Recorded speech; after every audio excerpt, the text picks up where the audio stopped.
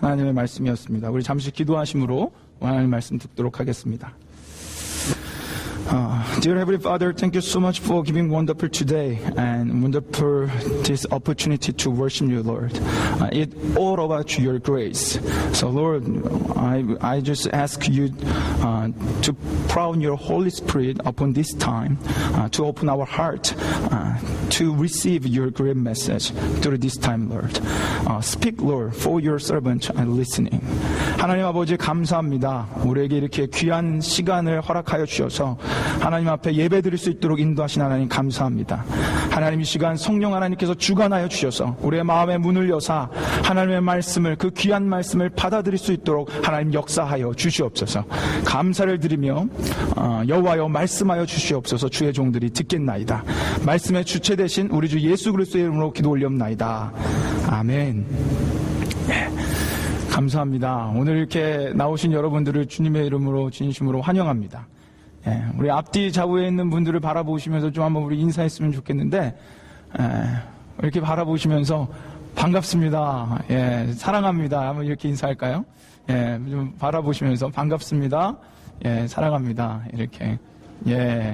반갑습니다. 할렐루야. 여러분은 이렇게 인생을 살아가면서 가장 중요한 것이 무엇이라고 생각하십니까?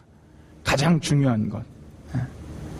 한번 잘 생각해 보시겠습니까? 인생을 살아가면서 가장 중요한 게 무엇인가? 각자마다 분명 차이가 있을 테지만 저는 만남이라고 생각합니다. 만남. 아마 인생을 살아가면서 이렇게 좋은 만남이 우리 인생 가운데 가장 중요한 게 아닐까. 좋은 부모를 만나는 것, 좋은 친구를 만나는 것, 좋은 선생을 만나는 것, 그리고 무엇보다도 좋은 배우자를 만나는 것. 이 만남, 좋은 만남은 무엇보다도 아마 우리 인생 가운데 가장 중요한 것이 아닐까 생각해 봅니다. 이런 말이 있죠. 친구 따라 강남 간다. 그러니까 우리 만남을 통해서 우리 인생이 좌지우지 될 수도 있다는 얘기입니다. 그래서 저는 우리 아이들을 놓고 제가 이렇게 기도할 때 우리 아이들 가운데 만남의 축복이 있도록 제가 예수 그리스도 이름으로 축복하며 기도합니다. 그들에게 좋은 만남, 좋은 선생님, 좋은 친구들, 좋은 배우자들을 만날 수 있는 그런 놀라운 축복을 달라고 기도하곤 합니다. 여러분 어떻게 인생의 그런 좋은 만남들을 가지셨습니까? 여러분 좋은 배우자를 만나셨어요? 혹은 좋은 부모님을 만나셨습니까? 혹은 좋은 친구들 만나셨어요? 여기서 아니라고 대답은 못 하시겠죠. 좋은 배우자를 만났습니까? 라는 대답에 아니요 하면 집에 가서 어떤 일이 일어날지 모르기 때문에 저는 만난 것 같습니다. 감사하게도. 옆에 있는 분에게 한번 좀 이렇게 인사해봤으면 좋겠는데 이렇게 인사했으면 좋겠어요. 저를 만나주셔서 감사합니다. 한번 이렇게 인사해 보십시오. 저를 만나주셔서 감사합니다. 특히 부부가 옆에 있다면 진심 어린 고백으로 하셔야 됩니다. 저를 만나주셔서 감사합니다. 부부들에게 특별하게 그렇게 인사하십시오. 여러분 드디어 요한복음 강의 7주 만에 요한복음 말씀 가운데 예수님이 등장합니다.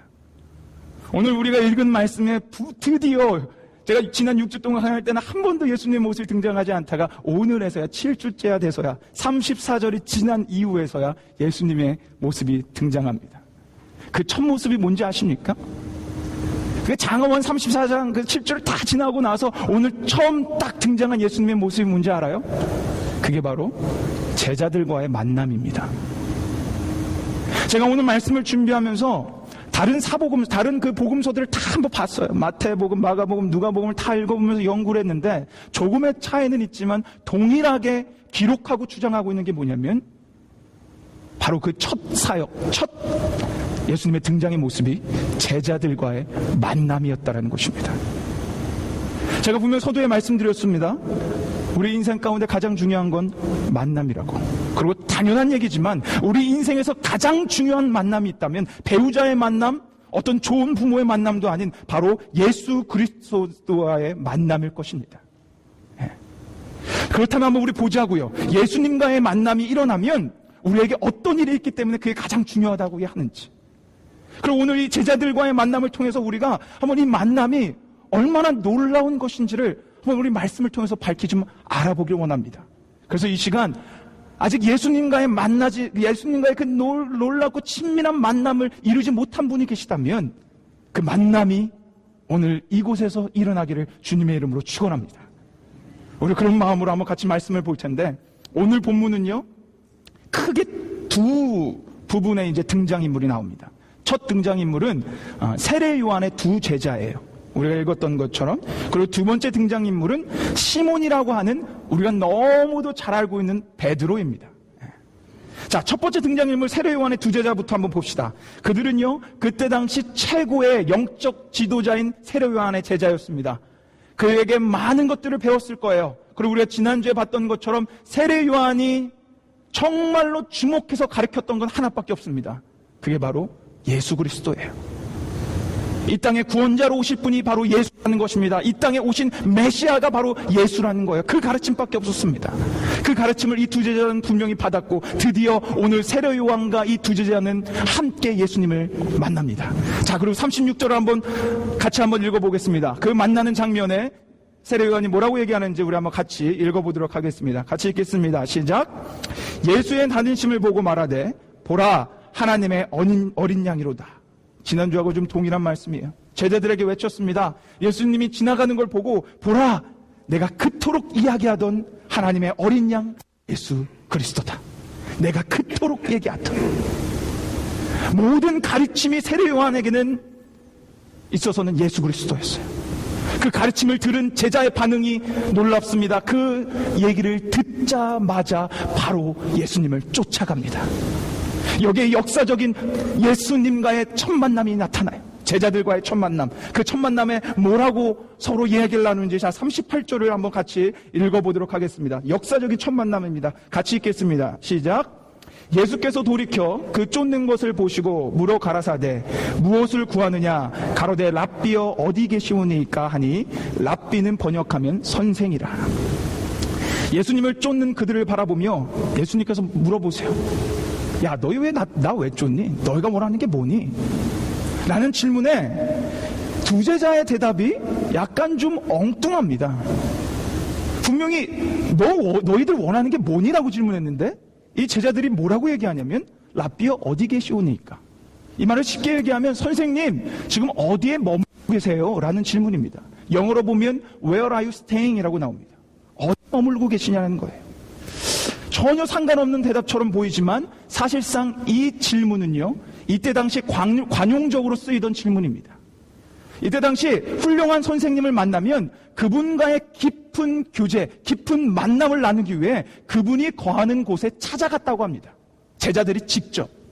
그래서 그분이 거하는 곳에 찾아가 그분과 깊은 교제와 만남을 이때 당시는 이루는 게 관용적인 관습이었대요.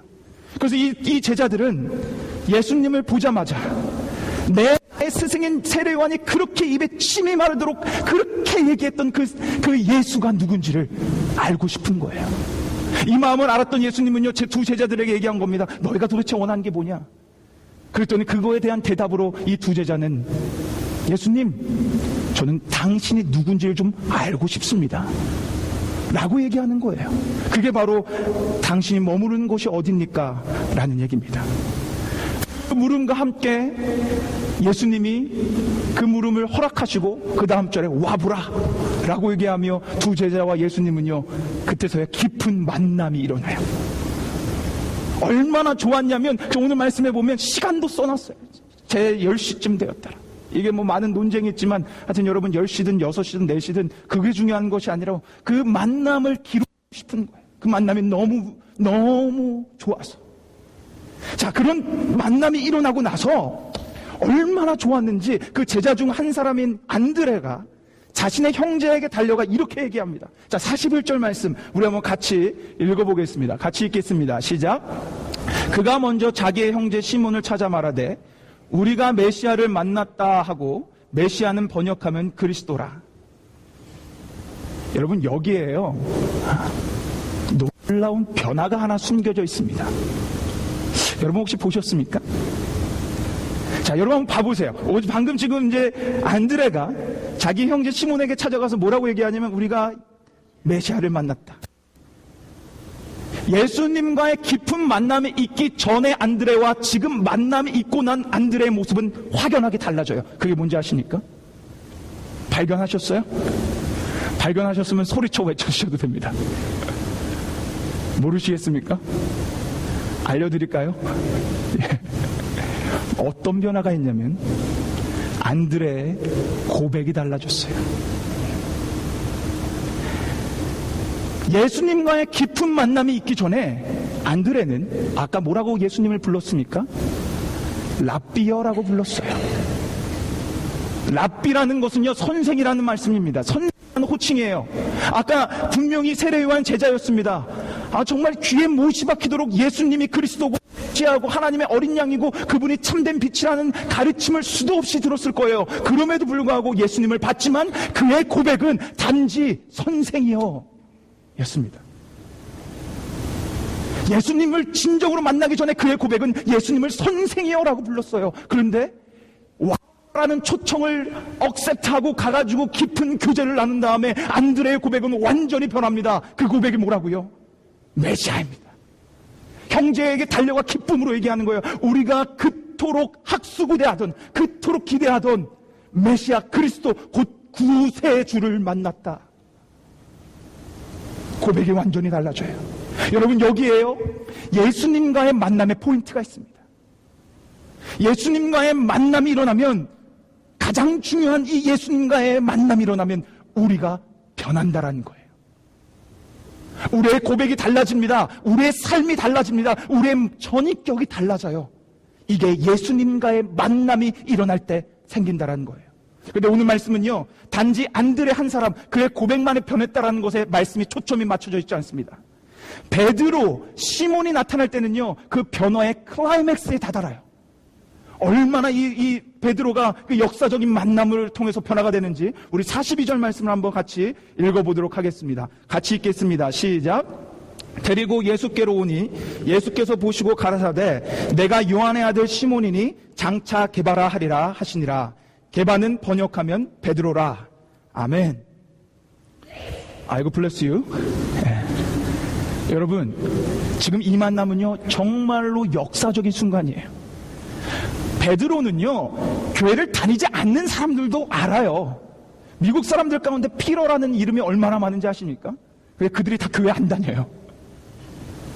베드로는 너무 유명한 제자 중에 한 사람입니다. 그 역사적인 만남이 일어나는 거예요. 첫 만남입니다. 여러분, 첫 만남이에요. 근데 그때 예수님이 흥미롭게도 베드로에게 뭐라고 얘기하냐면, 반갑다 베드로야 얘기 안 합니다. 보시자마자 하는 얘기가, 너가 시몬이구나. 그러나 너는 장차 게바가 될 거야. 장차 베드로가 될 거야.